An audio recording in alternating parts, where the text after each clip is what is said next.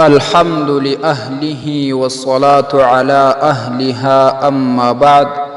معززو یورور پختنه کړې ده چې بسم الله تنها په اول رکعت کې تر الحمدلله د مخه ویل کیږي که په هر رکعت کې؟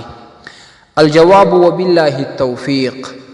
محترمه، بسم الله الرحمن الرحیم په هر رکعت کې تر الحمدلله د مخه ویل په نزد د بعض علماو واجب ده.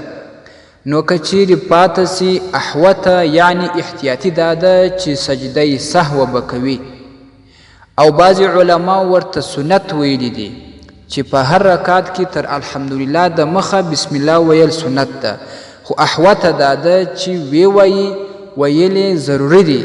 که چیرې ځینې پاته سي احتیاطي خبره دا ده چې سجده سهو به کوي.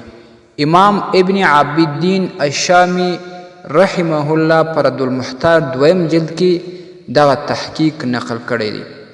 او تر الحمدلله وروسته تر سورت د مخه ویل چې کله الحمدلله خلاص سي یعنی ډک رکعتونه وي په هغه کې سورت وایي، تر سورت د مخه ویل حسن کار دی، ښه کار دی. که څوک ووایي بهتره ده، که یې ونه وایي لمانځه ته هیڅ نقصان نه رسیږي. رد المحتار دویم جلد 655 صفحه او الفتاوى الهندیه اول جلد 126 صفحه.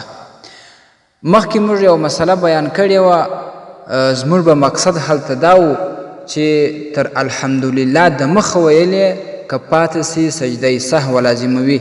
نو هلته زموږ فکر نه دی سوی، تر الحمدلله وروسته مو خبره کړې ده، نو دغه صحیح بیان و.